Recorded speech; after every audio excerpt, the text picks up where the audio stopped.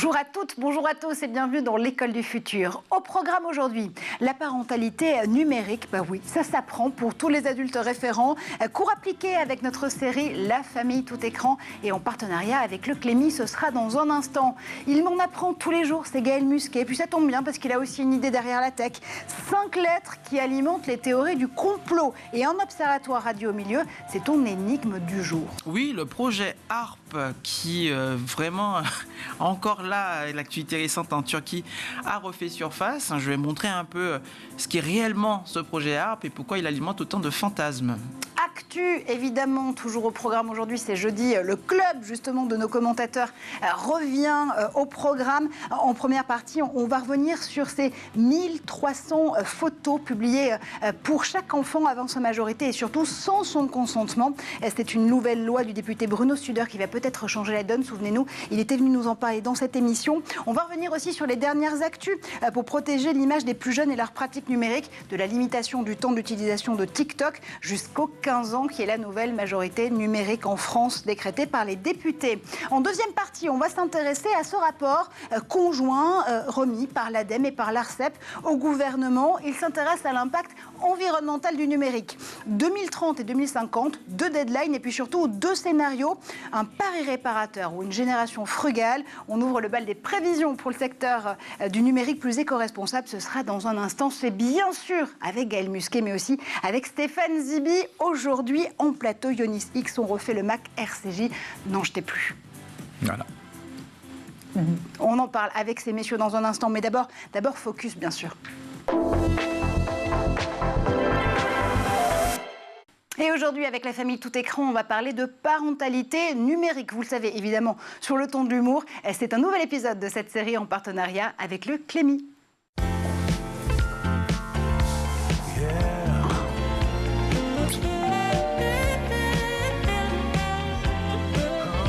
Salut ma chérie. Bonsoir.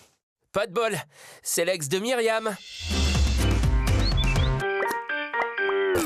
Écoute, Juliette est grande, fais-lui confiance. Elle a le droit d'utiliser ses écrans jusqu'à 20h. Si elle a fait ses devoirs, c'est parfait. Le filet de patates truffées sur l'écrasé de pommes de terre sont au four. Et il est pour 2, je précise. C'est pas facile. Elle est ado. Moi, j'avais pas de téléphone à son âge, alors je suis un peu paumé. Salut papa, tu fais quoi ici? Non, parce que j'avais préparé un repas et je... On parle de ton temps sur les écrans. Je me mets d'accord avec ta maman. C'est important qu'on ait les mêmes règles, même si tu as 2 maisons.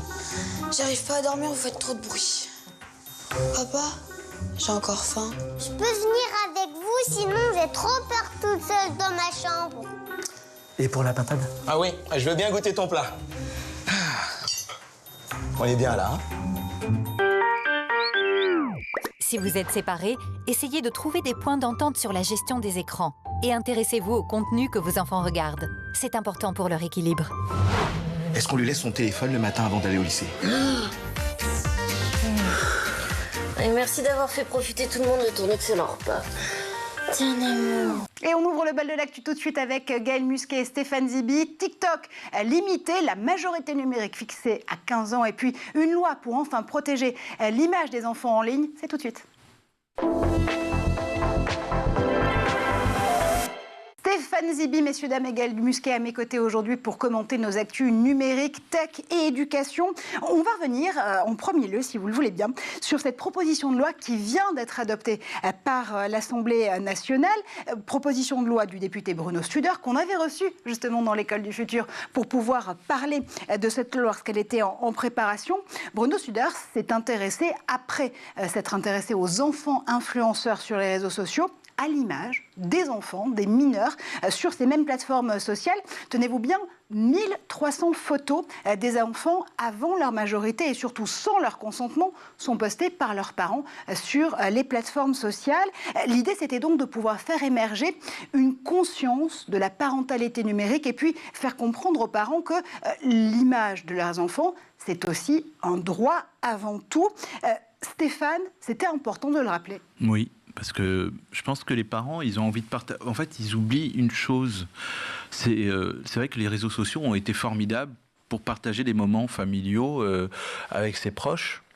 Sauf qu'il y en a certains qui n'ont peut-être pas bien vérifié leurs paramètres et que les photos qui étaient censées être dans un cercle privé finalement, elles sont visibles. Et il suffit juste... Parce que par défaut, par exemple, le compte Instagram, il est public. Donc il faut vraiment qu'on fasse une manipulation pour le rendre privé, pour qu'il soit seulement accessible à un cercle proche. Pareil pour Facebook. Donc s'il n'y a pas l'éducation qui est faite aussi par rapport à ces applications pour pouvoir éventuellement par défaut faire l'inverse, par défaut le compte est privé, par défaut le cercle est restreint, eux, leur intérêt, c'est quoi? C'est qu'il y ait de plus en plus de monde. Donc, en gros, à la fin, le résultat, comme 99%, 95%, je ne connais pas la stat, mais les gens ne touchent pas à ça, on se retrouve avec ces chiffres-là énormes. Moi, mes enfants n'ont jamais été une seule fois, et même, pourtant, j'en ai des grands depuis 18 ans.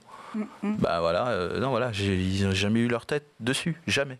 Parce que c'est comme ça. Il faut juste en avoir conscience. Ouais. Une fois qu'on a la conscience, on s'aperçoit de la chose. Donc c'est très bien qu'il le fasse. Tu as été un parent justement conscient de l'impact du numérique avant même que cette proposition de loi ne soit votée. D'ailleurs, c'est ce qu'il dit, Bruno Studer, tout comme l'interdiction de la fessée en 2020, cette loi édicte ce qui devrait être une évidence. En ce sens, elle s'adresse également aux enfants qui ont trop souvent une méconscience des droits, justement, qui sont les leurs en ligne, et le fait que leurs parents disposent parfois d'un droit absolu sur leur image. Gaëlle, on parle souvent ensemble dans l'école du futur de l'hygiène numérique, de l'hygiène cyber qu'il faut mettre en place. Tu nous dis souvent que c'est comme l'hygiène corporelle tout court. Là aussi, il y a une hygiène de la parentalité numérique à rappeler. Complètement, paraphraser ce que vient de dire Stéphane, mais paraphrasez-vous. Service, si tu veux. Mais je vous donnais une anecdote. C'est dans ma famille, on garde pour des raisons coercitives des photos dossiers qu'on ressort à des moments où certains de mes enfants s'y attendent le moins. Parfois un peu trop de hardiesse, voilà, un petit peu trop. Il ne faut pas avoir un père à cœur. Un peu trop d'insolence. Et donc on ressortent donc ces photos qui sont sur mes appareils ou en tout cas sur mes systèmes de stockage domestiques à la maison, pas dans le cloud. Et là, ma fille, la dernière fois que j'ai voulu la prendre en photo ou ressortir une de ces photos, elle m'a dit « Papa, le droit à l'image ». Donc c'est se rendre compte à quel point bravo, les enfants Lia. Aussi... Lia, si tu m'écoutes. C'est fort. Cœur avec les doigts. C'est le meilleur exemple que je prenne avec les enfants, c'est... la nudité, les soirées pyjama avec les copines, les soirées ou les après-midi avec les copains, on passe du temps à déconner, c'est super. Pas sur les réseaux sociaux. C'est aussi important qu'on garde dans sa mémoire ces moments-là, qu'on puisse avoir des photos, c'est une chose, mais qu'elles soient publiées. Moi, pour avoir assisté à de la publication a posteriori, en début d'année, tout le monde est copain-copine, et puis au milieu de l'année, on se sépare. Et donc, arrive malheureusement à ces moments-là, des photos prises par ces adolescents, ces adolescentes sur les réseaux sociaux, pour justement harceler par compte interposé, parfois des faux comptes qui ont été créés pour harceler ces enfants. Et donc, c'est important aussi qu'il y ait un cadre légal, qui est aussi, à travers ce type de loi, une action pédagogique auprès des parents, auprès des enfants, sur la sensibilité de ces photos en ligne. Donc, point de vue purement formel, Bruno Studer, qui est à l'origine de cette proposition de loi et de cette loi votée, insistait sur le fait qu'il fallait modifier le Code civil plutôt que d'envisager une autre réglementation supplémentaire, parce que l'arsenal, en l'occurrence, des lois pour la protection des mineurs est déjà assez étendu. Je voulais revenir notamment sur le dernier rapport, le rapport annuel de la Défenseure des droits, Claire Hédon, qui stipulait notamment que ces images, les images des enfants qu'on peut justement mettre en ligne avec beaucoup de bienveillance au départ, eh bien, peuvent en effet contribuer à alimenter les forums pédopornographiques. Voilà ce que disait ce dernier rapport de la Défenseure des droits. 50% des photographies qui s'échangent sur les forums pédopornographiques étaient initialement publiées par des parents sur les réseaux sociaux. Donc des parents qui vont encore une fois en toute bienveillance et juste pour pouvoir montrer les derniers exploits de leurs enfants en ligne, ne peuvent s'exposer justement à ce que ces photos soient reprises et détournées. C'est important de rappeler, même si c'est un peu dramatique, qu'exposer à outrance ses enfants en ligne, ça peut mener à de la prédation sexuelle. Moi, malheureusement, je m'étonne plus beaucoup malheureusement de l'espèce humaine, on va dire, mais comme je l'ai dit un peu auparavant, je pense que au départ, ça part d'une bonne intention. Mais en fait, les conséquences sont... Parce que dès que la photo est en ligne, elle ne nous appartient plus. Et même si on lit bien les conditions générales d'utilisation, quand on publie un contenu sur Facebook ou Instagram, la photo appartient à 50% à Instagram et Facebook et tous les réseaux sociaux. C'est comme ça que ça marche. Et donc c'est ça qu'il faut que les gens se disent, c'est que quand on publie quelque chose avec nos enfants, on publie quoi que ce soit, de toute façon, ça ne nous appartient plus. Et donc, il faut bien faire attention à ça. Et donc, c'est pour ça que les paramètres de confidentialité et de sécurité doivent être vus. Et pour moi, ils doivent être vus par défaut en mode privé. Et que ce soit pas vu en mode public. Alors, on a quand même beaucoup parlé ici. On a vu que les plateformes ont tenté de pouvoir adapter, en effet, leur arsenal, là aussi, de features et d'outils pour pouvoir renforcer la protection des mineurs. Instagram et Facebook ont fait des annonces il y a quelques semaines à peine. TikTok a décidé de limiter l'utilisation, alors sur d'autres sujets, c'est pas juste l'exposition des images des enfants, mais a décidé de limiter l'utilisation de son temps à 60 minutes par jour pour les utilisateurs mineurs. Ça veut dire, Gaëlle, que ça y est, de ce point de vue-là, les réseaux sociaux, les grands trusts des plateformes sociales commencent peut-être enfin à prendre conscience de leur impact sociétal, de leur impact social sur ces utilisateurs mineurs. Ce sont des plateformes qui sont sur une ligne de crête permanente. Évidemment, quand on parle d'enfants, tout de suite, on a les levées de boucliers, c'est nos enfants, c'est sacré. Juste pour rebondir sur ce que disait Stéphane, sur le côté industriel, c'est une industrie, ils ont besoin de ces données, c'est ce qui nourrit ces réseaux sociaux. Voir apparaître aujourd'hui des collectifs de femmes comme Stop Ficha qui justement va infiltrer ces réseaux pédopornographiques pour pouvoir dénoncer les actions de ces personnes criminelles qui exploitent des photos et des vidéos de jeunes filles et de jeunes garçons, c'est aussi une preuve que la société a en horreur et réagit à juste titre à cette exploitation des photos d'enfants. Une fois qu'on a dit ça, évidemment, malheureusement, il faut à chaque fois des faits divers, il faut des coups de menton et des coups de boule, des États, ou d'un député, ou d'un élu, pour pouvoir, ou d'un lobby, ou d'un collectif, ou d'une association, après, malheureusement, un fait divers. Donc l'idée, effectivement, aujourd'hui, c'est plus d'être dans l'anticipation, d'autant que moi, l'observer sur le terrain, les habitudes de ces enfants face à ces nouvelles réglementations évoluent. C'est-à-dire qu'à chaque fois qu'on leur met une barrière à ces enfants, moi, j'attends aujourd'hui la première contre-mesure que ces enfants mettront en place, j'en suis certain, ils le font déjà, c'est de donner un faux âge ou de contourner le verrouillage, ou en tout cas le contrôle d'âge. Et moi, je suis toujours impressionné, quand j'ai mes petits stagiaires de 3e, de voir comment eux, déjà enfants, rivalisent pour contourner les protections et les sécurités que nous avons mis en tant que parents, conscients. Alors, imaginez les parents qui n'ont pas du tout, moi j'ai déjà dit sur ce plateau, mais voir des enfants désinstaller TikTok tous les soirs pour que la mère ne puisse pas croire qu'elle a accès à TikTok. Donc ils désinstallent l'application de leur smartphone le soir, la réinstallent le matin. Partant à l'école. Enfin, on est aujourd'hui avec des enfants qui ont une pratique aujourd'hui de ces plateformes qui de toute façon mettra à mal, peu ou prou, avec plus ou moins de succès, mais c'est aussi à quoi il va falloir être vigilant, à être aussi aux côtés de nos enfants, leur faire confiance suffisamment, leur donner suffisamment de liberté, mais surtout contrôler ce qu'ils consomment et ce qu'ils exploitent sur cette plateforme. Je sens qu'on a deux doigts de monter un bug bounty avec des hackers mineurs, justement pour pouvoir déjouer toutes ces failles de sécurité ou cette agilité, comment le dire, c'est un euphémisme, dans l'utilisation de ces réseaux sociaux. Stéphane ? En fait, en préparant cette émission-là, j'ai regardé... Tu prépares ces émissions. Bon, ça me fait plaisir, vraiment. Je suis obligé. Il y a tellement de niveaux entre Gaëlle et toi qu'au moins d'arriver à vos chevilles, quoi. C'est un peu compliqué, mais j'essaye. En tout cas, non, mais j'ai vu que Meta a annoncé cette semaine. C'était dans quel pays ? Je cherchais là. Oui, c'était d'abord pour l'instant, c'est au Brésil, au Japon.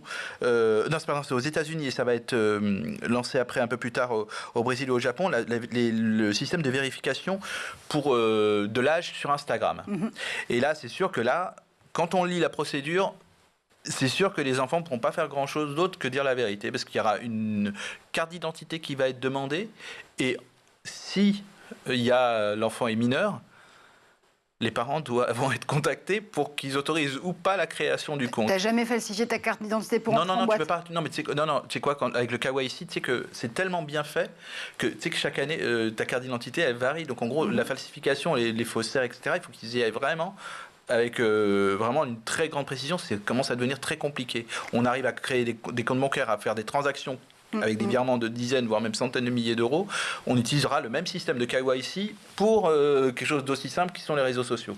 Et ça, c'est un bon début. Mais ça va leur couper une très grosse partie de leur audience, mais ils sont obligés d'être responsabilisés. Et ça répond aussi notamment à une demande qui a été formulée par la Californie avec Data Kids et la façon, depuis la fin du mois d'août dernier et début septembre, de pouvoir demander aussi aux plateformes de contribuer à la création, la co-création de systèmes qui permettent de vérifier l'âge des utilisateurs et des utilisatrices. Ça me rappelle un débat qu'on avait eu ici il y a quelques jours sur ce plateau, sur la fameuse attestation numérique demandée et voulue par le gouvernement français, notamment par Jean-Noël Barrot et Charlotte Cobel, pour pouvoir certifier l'âge des utilisatrices et des utilisateurs sur les sites pornographiques.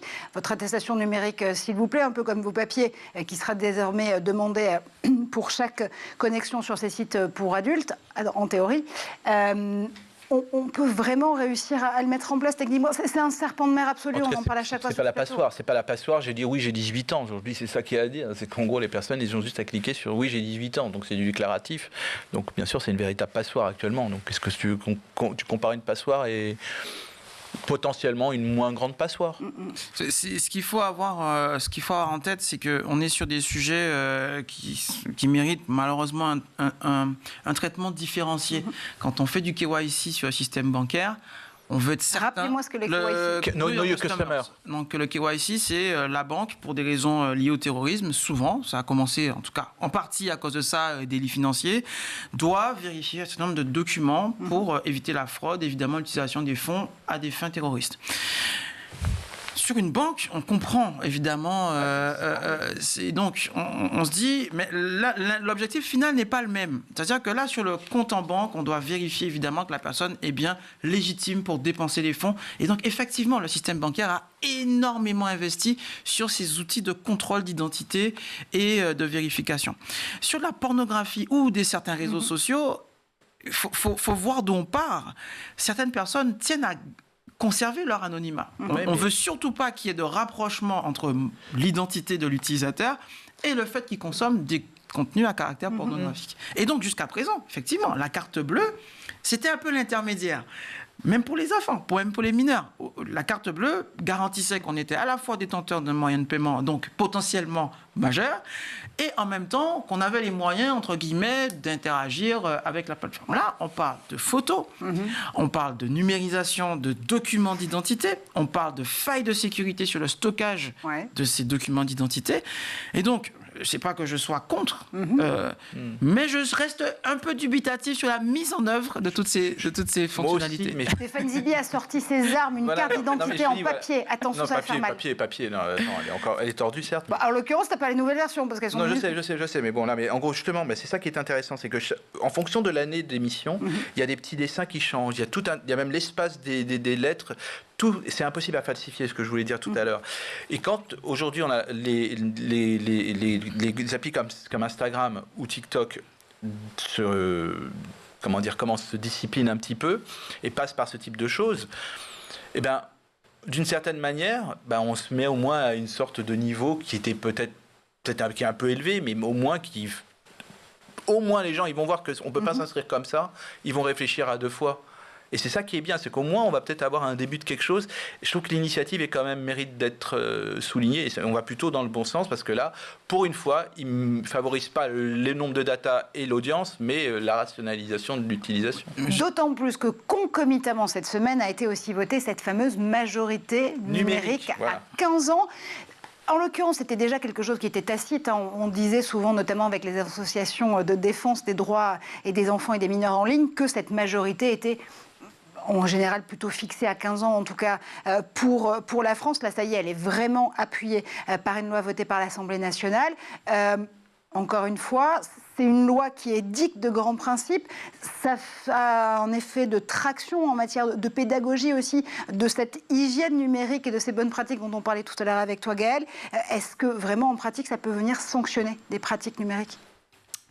Moi, je demande à voir toujours sur un peu le terrain. Effectivement, là, on est sur un momentum où on a pas mal de choses qui arrivent, de scandales, de hype et de ballons qui se dégonflent là sur les influenceurs, sur un certain nombre de mauvaises ou de bonnes pratiques, surtout de mauvaises pratiques sur les plateformes numériques. Donc à chaque fois que dans l'actualité on va parler de ces sujets, pour moi c'est ça de prise, ça de gagner pour exposer les risques, les enjeux aussi, mais aussi les opportunités. On ne parle pas que de malheur, heureusement, sur ces plateformes. Et puis là, effectivement, on a quand même, et je le redis encore, énormément d'idées et d'opportunités que ces jeunes saisissent sur ces plateformes pour pouvoir s'exprimer, pour pouvoir exister, etc. Juste là-dessus, c'est juste qu'on est en train de décliner sur du numérique ce qu'on a vu sur de l'analogique. On avait tous un pote qui nous achetait malheureusement parfois des clopes, de l'alcool ou des magazines destinés aux adultes. Moi, j'attends de voir les faux comptes ou les comptes qui vont avoir des centaines d'avatars possibles. Moi, pour l'observer là et avoir des retours sur d'autres projets de loi ou d'autres lois qui ont été votées, notamment sur la distribution des moyens de contraception aux mineurs, pour le cas des préservatifs, ça n'a pas mis une semaine pour que mon fils revienne en me disant, tu sais, les petits revendent des préservatifs aux adultes qu'ils ont eu gratuitement. Voilà, cette jeunesse jeunesse rivalise d'imagination. Donc moi, d'un côté, j'ai évidemment, en tant que parent, ça me rassure et évidemment qu'on va dans le bon sens. Ça te rassure parce qu'ils ont un esprit entrepreneurial business, c'est ça? Okay. Et en même temps, j'attends, je suis vraiment là en observateur, voir un peu aussi à quelle sauce ils vont nous bouffer, ces gamins. C'est magique. C'est magique de les observer et puis aussi de grandir avec eux. C'est la créativité de l'adolescence. J'allais, moi, terminer cette partie justement là-dessus en vous disant que ce qui vient d'être voté à l'Assemblée nationale, que ce soit la loi Studer ou que ce soit justement cette majorité numérique à 15 ans, elles sont aussi importantes parce que ces adultes et utilisateurs, utilisatrices déjà assez précoces du numérique seront demain les adultes qui aussi pourront continuer à adopter de bonnes ou moins bonnes pratiques de ces réseaux et de cette technologie. Peut-être qu'ils deviendront parents aussi. Donc, vivement faire de la pédagogie plutôt, ça peut aussi être ça va faire les pieds. Plutôt pas mal. On termine justement sur cette première partie d'actu, ce droit de suite, parce que beaucoup de choses s'est passé en une semaine, alors qu'on parlait justement de TikTok et de son interdiction aux États-Unis et en France pour les institutions et pour les employés de la Maison-Blanche et en Europe pour la Commission européenne la semaine dernière avec vous, messieurs. On voulait donc pouvoir vous donner une update sur ces actus en première partie. Dans un instant, on va parler de l'impact environnemental du numérique. L'ADEME et l'ARCEP, deux institutions pour le prix d'une, s'y sont intéressées de très près, mais d'abord, on fait un tour du côté de la planète tech. Et c'est le zap tout de suite avec Edouard Degnaud. 5:56 p.m. Flower.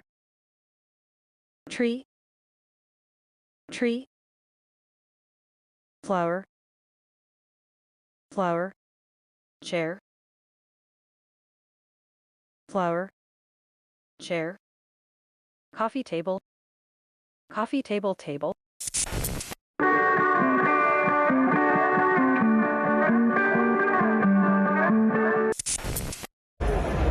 هذا التلفزيونات كل مقعد قدامه تلفزيون ويتابع التلفزيون. هذه المدرجات.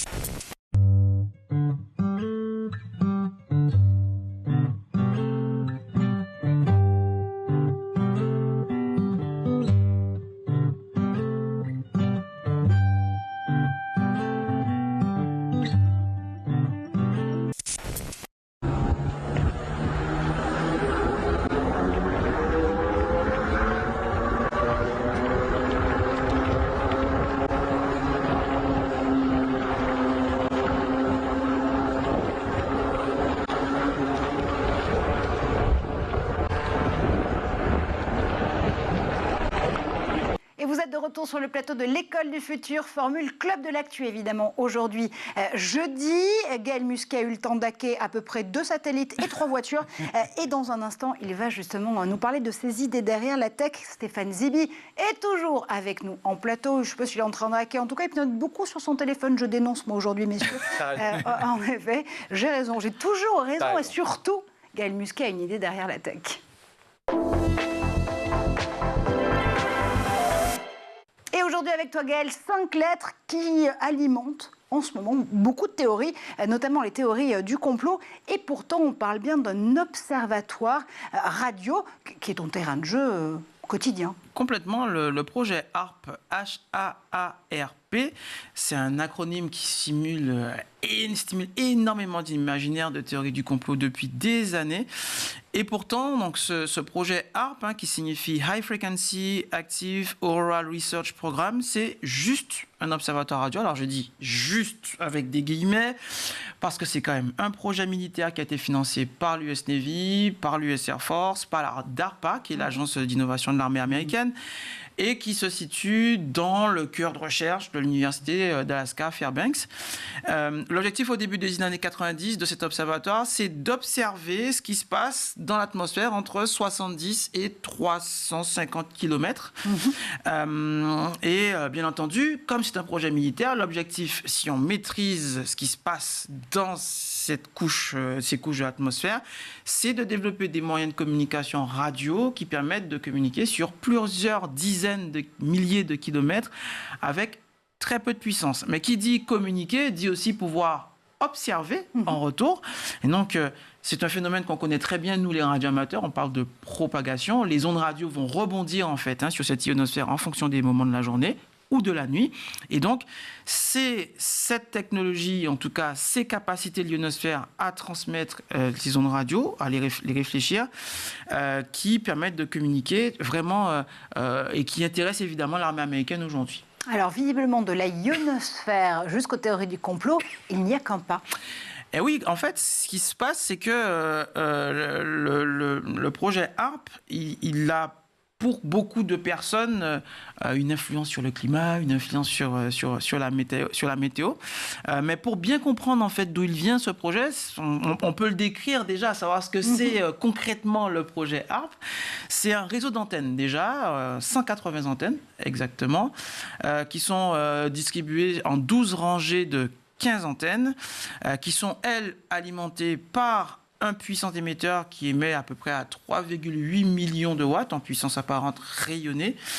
Et cette puissance radio, qui peut paraître gigantesque, elle est transmise à ces antennes qui sont phasées.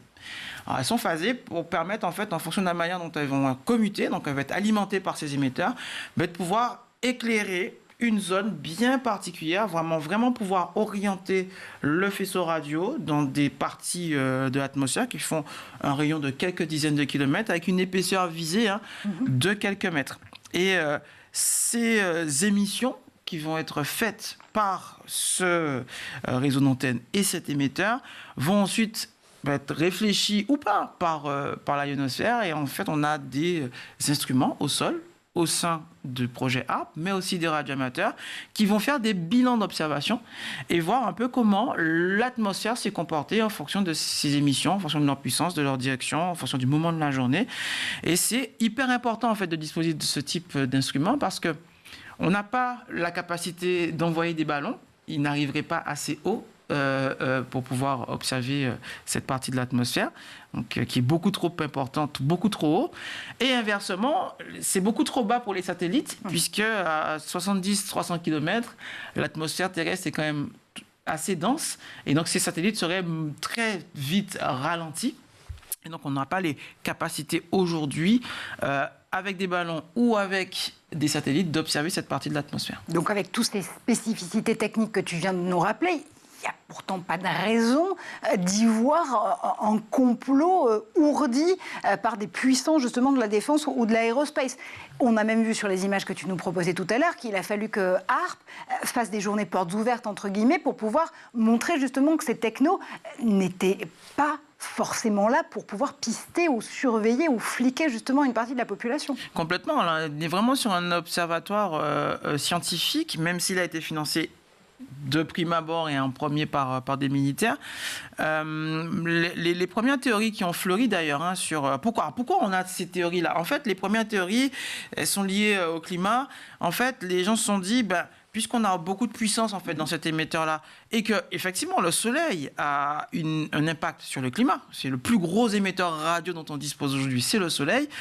Qu'à l'inverse, envoyer autant d'énergie dans l'atmosphère permettrait de modifier, d'avoir de la pluie, du soleil, des sécheresses. Bon, quand on compare la puissance rayonnée du soleil versus ce qu'émet cet observatoire, on est des milliers, et uniquement sur la zone rayonnée, on est des milliers de fois plus bas en fait que la puissance reçue par le soleil sur la même zone. Donc l'effet indirect, on ne parle même pas d'effet papillon, là je parlerais d'effet acarien tellement... D'effet acarien. On apprend beaucoup de choses sur la vie de Gaël Musquet cette semaine. Oui, parce que ça bouge beaucoup moins, ça a des petites pattes comme ça. Je fais mal l'acarien, je suis désolé. Mais on est vraiment sur des impacts qui sont extrêmement faibles. La deuxième théorie, c'est les séismes et les tsunamis. Effectivement, on s'est rendu compte que les mouvements de la croûte terrestre avaient un impact sur la ionosphère. Et donc, on a des disciplines qui naissent aujourd'hui sur la sismologie de la ionosphère.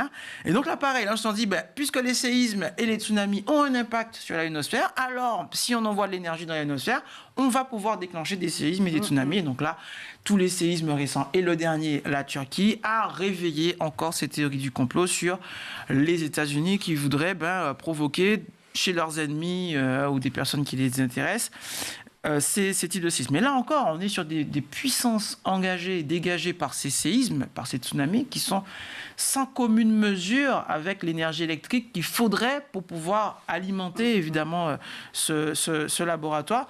Bref, comme pour toutes les théories du complot, il est important de s'appuyer sur la science, sur les faits, d'avoir les ordres de grandeur. Et donc là, effectivement, le fait d'être radioamateur, le fait de travailler sur ses hobbies, sur ses loisirs scientifiques et techniques permet bien évidemment de prendre du recul. On ne peut que souhaiter évidemment une longue vie à Harp, qui depuis 2015 d'ailleurs a été repris par l'université d'Alaska. Donc c'est un projet aujourd'hui 100% scientifique. Et donc les radioamateurs d'ailleurs attendent avec impatience le calendrier des futures émissions pour pouvoir justement faire les bilans de liaison. Avis aux radioamateurs et attention à l'effet acarien, on l'aura du coup compris avec toi Gaël grâce à cette chronique sur Harp. Stéphane, là aussi, enfin, ce que montre notamment l'histoire de cet observatoire et les recherches scientifiques qu'il mène, c'est qu'il faut toujours se méfier d'une théorie du complot qui pourrait naître d'une bribe justement d'informations, toujours revenir à la vérité scientifique. C'est fou, ouais, moi, mais, bien sûr, mais là, ce qui est dingue, c'est la population qui est devenue... il y a une partie qui est devenue complètement accro à ça, et peut-être c'est devenu quasiment... Quelle que soit la thématique, les livres complotistes se vendent mais à des dizaines de milliers d'exemplaires. Regardez ce que font des grandes maisons d'édition parisiennes, je ne vais pas les citer, mais il y en a, ils font leur business là-dessus, et j'ai l'impression que, bon, on remarque que ça peut financer la bonne littérature peut-être, mais moi je suis halluciné de voir le nombre de livres. Là, il y en a une qui est sortie sur le vaccin par une scientifique britannique, qui en est, alors personne n'a entendu parler, on a plus de 60 000 ventes. Mais comment c'est possible qu'on peut vendre 60 000 sans publicité? Tu as le titre de ce livre ou pas? Je vais te le retrouver, je vais te le retrouver tout de suite. Là, je vais te chercher mon Vive téléphone. Les moteurs de recherche. Ouais, voilà, mais j'ai trouvé ça hallucinant, parce que je connais l'auteur qui a fait l'adaptation française. Elle me dit, ça va très bien, elle dit, j'en ai vendu 60 000. Il n'y a pas eu de pub, il n'y a rien eu, 60 000 en France. C'est fou. Donc malheureusement, je pense quand même qu'il y a un terreau. Je ne sais pas si c'est les Français particulièrement ou le reste du monde. Ah voilà, les Américains, c'est assez costaud déjà. Oui, voilà. Avec les Américains, on a déjà pas mal de boulot déjà. Mais ça se vend, et tu as raison, ça se vend bien. On part d'un petit fil de vérité. Bon, malheureusement, Harp, c'est un des projets malheureusement qui alimente beaucoup ces théories. Allez, comme toujours, méfiez-vous des contrefaçons, puis surtout vérifiez vos infos. Pas de théorie du complot, mais des scénarios et surtout des deadlines 2030-2050, Paris réparateur ou Génération frugale. Ce sont les enseignements de cette nouvelle étude de l'ADEME et de l'ARCEP remise au gouvernement sur l'impact environnemental du numérique. On en parle tout de suite. Et c'est un rapport qui vient d'être remis en effet à Christophe Béchu, le ministre de la Transition écologique et de la Cohésion des territoires, à Agnès Pannier-Runacher côté transition énergétique, Jean-Noël Barrot pour la transition numérique. Des transitions, oui, qui doivent converger puisque l'ADEME et l'ARCEP, deux institutions complémentaires, l'ADEME évidemment pour l'environnement et l'ARCEP pour les opérateurs, ont planché sur l'empreinte et l'impact environnemental du numérique en France à l'horizon 2030 et 2050, des scénarios qui nous permettent d'anticiper justement ce que pourrait être cet impact. Je sais que vous allez contester les chiffres, Gaël et Stéphane, dans un instant. Vous n'êtes pas forcément d'accord, non pas avec la véracité des chiffres de l'ADEME et de l'ARCEP, mais avec l'interprétation qui peut en être faite. En tout cas, voilà ce que nous dit ce rapport. À l'horizon 2030 d'abord, si rien n'est fait pour réduire cette empreinte environnementale du numérique, ainsi que les usages qui continuent de progresser à leur rythme actuel, eh bien, le trafic des données serait multiplié par 6, le nombre d'équipements serait supérieur à 65% en 2030 par rapport à 2020, et puis l'essor des objets connectés serait là aussi un des facteurs aggravants. Tout ça pour dire que l'empreinte carbone du numérique en France serait alors augmentée de 45%, rien que pour 2030. 2050, là aussi, si rien n'est fait, une empreinte carbone qui pourrait tripler par rapport à 2020. Et il faut évidemment remettre tous ces chiffres et ces scénarios d'anticipation dans l'objectif des accords de Paris, où le numérique, évidemment, fait aussi partie des accusés et doit se mettre justement en rang avec la part qui lui incombe, un effort collectif impliquant toutes les parties prenantes, utilisateurs, fabricants, fournisseurs, et puis évidemment, opérateurs. Ça fait beaucoup d'infos, une info, je sais, mais est-ce qu'en effet, il y a des raisons d'espérer? Parce que là, les chiffres ont l'air catastrophiques énoncés comme ça par l'ADEME et par l'ARCEP. Mais est-ce que ça nous donne aussi des éléments de mesure pour savoir précisément sur quel secteur, quelles industries numériques il faut pouvoir agir pour réussir à tenir ce pari de la sobriété énergétique du numérique, Gaël? Alors, je parlais déjà des sujets sur lesquels je suis d'accord, où effectivement on a des efforts à faire et sur lesquels on a quand même aujourd'hui quelques prises de conscience. C'est sur la vie du matériel. Aujourd'hui, effectivement, que des systèmes d'exploitation forcent les utilisateurs, même quand le matériel peut encore continuer à fonctionner, à changer d'équipement, télé, tablette, téléphone, ordinateur. Là, on a effectivement une grosse marge de progression. Beaucoup d'associations, d'ailleurs, se sont mobilisées depuis des années contre des rançongiciels, toute une batterie de logiciels qui étaient livrés à l'achat, en fait, des contrats de vente liés à l'achat des appareils. On a des mises à jour aujourd'hui sur certains systèmes d'exploitation qui forcent à changer de matériel, sinon la machine elle ne fonctionne pas peu ou elle est inutilisable, donc ce qui force évidemment à l'épuiser pour fabriquer ces semi-conducteurs dans des ressources minières, etc. Mais là, du coup, ce sont les fabricants qui sont pointés du doigt. Les fabricants et les développeurs de logiciels, de systèmes d'exploitation. Déjà au niveau du système d'exploitation, quand on est obligé pour disposer de la nouvelle version du système d'exploitation de changer de matériel, on a déjà un souci. Et donc là, effectivement, là, on a un boulevard pour les logiciels libres et pour les systèmes d'exploitation libres que beaucoup d'équipementiers aujourd'hui utilisent. On a d'ailleurs des grands virages à barre toute, y compris chez des entreprises comme Microsoft aujourd'hui qui se tournent vers Linux pour pouvoir avoir un cœur d'exploitation, un système d'exploitation qui soit beaucoup plus frugal et respectueux d'ailleurs du matériel. On voit, et Gaël Duval le disait récemment ici sur ce plateau, que certains appareils qui ont 10 ans peuvent continuer à faire tourner Android. Et donc, effectivement, si on continue à travailler et à investir dans des logiciels qui permettent de supporter ces vieux matériels, on a moins besoin de les remplacer et donc moins besoin de composants électroniques et donc moins de matières, etc. Et donc là, effectivement, on a un contexte légal, législatif, une prise de conscience associative et au niveau des lobbies écologiques qui pousse justement à conserver le plus longtemps possible. Et là, c'est le meilleur moyen de le faire, nos appareils. Mais tu parlais notamment de la prise de conscience de Microsoft vis-à-vis du logiciel libre.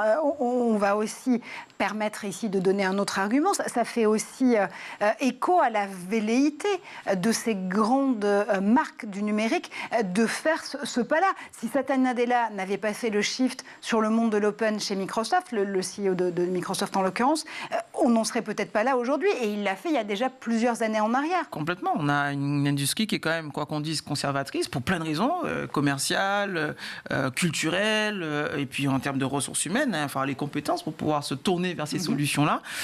Mais en même temps, et d'ailleurs la France au premier rang, quand on voit ce qui se passe sur des salons comme Open Source Experience, quand on voit le dynamisme encore des communautés open source et de logiciels libres en Europe et en France surtout, on voit l'avènement de nouvelles plateformes comme RISC-V, qui est la nouvelle architecture de processeurs de microconducteurs, et qu'on voit qu'Apple, Google sont aussi en train de se tourner vers ce type de plateforme-là. Le logiciel libre en soi, on a gagné sur cette partie-là. D'un point de vue communautaire, on a gagné. Maintenant, effectivement, là où on a du travail, c'est pour ces équipements, relocaliser la production des semi-conducteurs en Europe. Bonjour, là, ça va être un sujet. Maîtriser la toxicité et l'exploitation des ressources minières pour pouvoir concevoir, construire ces composants électroniques, les recycler.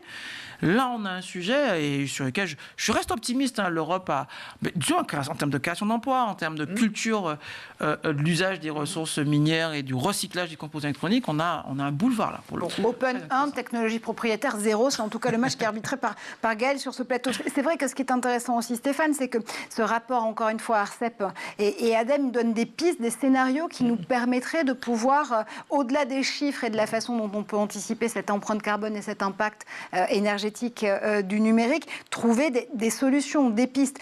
Est-ce que, pour autant, il n'est pas déjà trop tard ? On a pris des mauvaises habitudes. Ça, c'est sûr. Là, on est sur un rapport qui est commun avec l'ADEME et l'ARCEP.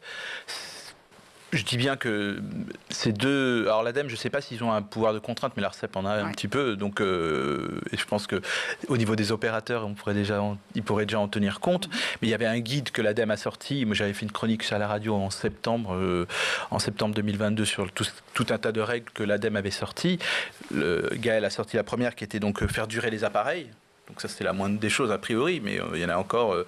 Quand on dit qu'un appareil peut durer 4-5 ans, en fait, on voit l'indice de réparabilité, on voit tout un tas de choses, mais il n'y a nulle part écrit qu'on garantit jusqu'à telle date que l'appareil va fonctionner. Ça serait tellement simple de le sortir que si on essaye de réparer au lieu de racheter. Ça peut faire aussi pour les appareils électroniques que pour des jeans, d'ailleurs. On pourrait parler de la même chose.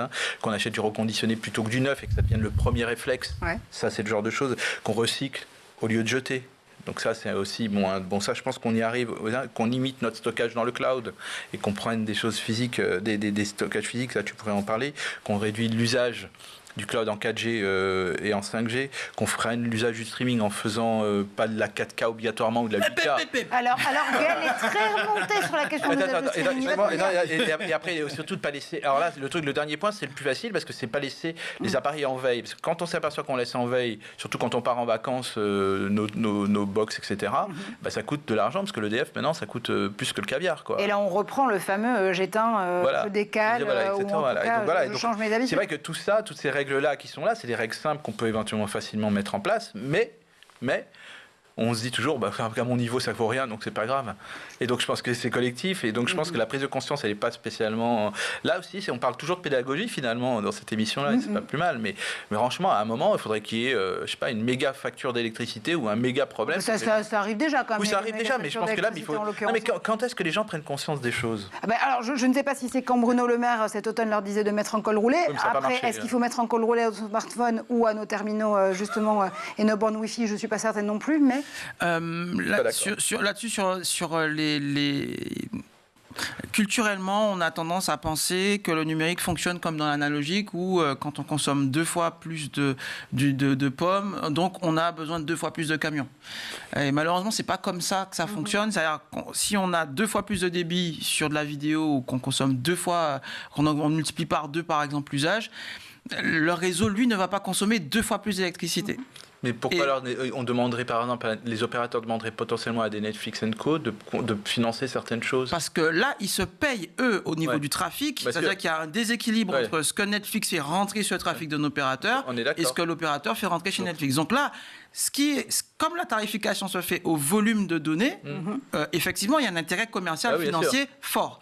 Là, je parle de consommation électrique. Là, le réseau, quand il est en veille et quand il est chargé au taquet, il ne va pas consommer 10 fois plus. Chaque fois on va multiplier par 10 le débit, par exemple, le réseau ne va pas consommer 10 fois plus. Et donc, Netflix l'a même d'ailleurs prouvé, c'est que adapter, on l'a déjà dit d'ailleurs dans une chronique ici, adapter le flux vidéo à l'appareil, au terminal, etc., n'engage pas, ou en tout cas ne génère pas plus d'énergie consommée au niveau de l'opérateur ou du réseau. Et donc, ces petites mesures qui peuvent paraître simples sur des problèmes qui sont complexes à expliquer, ça j'entends que ça puisse être complexe d'entendre ces mécanismes de fonctionnement des réseaux numériques, c'est important qu'ils ne soient pas trop simplifiés. Parce que là, pour le coup, si on revient sur la question du mail, il faut effacer les mails, etc., on se rend compte au final que sur du stockage froid, effacer des vieux mails fait consommer plus et fait rallumer des machines qui étaient par ailleurs éteintes. Ce qui est en revanche, le sujet qu'on a, c'est est-ce qu'il ne faudrait pas réguler l'envoi de publicité par mail? Est-ce qu'il ne faudrait pas travailler plus sur du spam pour la réduction d'envoi de ces messages qui sont majoritairement ce qui transite sur ces réseaux? Et donc là, effectivement, on a un sujet sur lequel on peut accompagner évidemment l'ARCEP et d'autres institutions. Je propose justement à l'ARCEP et à l'ADEME de t'appeler pour leur prochain rapport. En tout cas, essayer de limiter l'empreinte environnementale du numérique, c'est la fin de cette émission. Messieurs, on est très en retard. J'ai le titre du livre. C'est Les apprentis sorciers d'Albin Michel. Les apprentis sorciers chez Albin Michel, d'Alexandra Henrion-Code. Voilà. On se renseignera sur cet ouvrage. Merci en tout cas pour toutes tes infos, Stéphane. Merci évidemment pour toutes tes infos aussi, Gaëlle. Nous, on se retrouve dès demain pour d'autres aventures dans l'école du futur.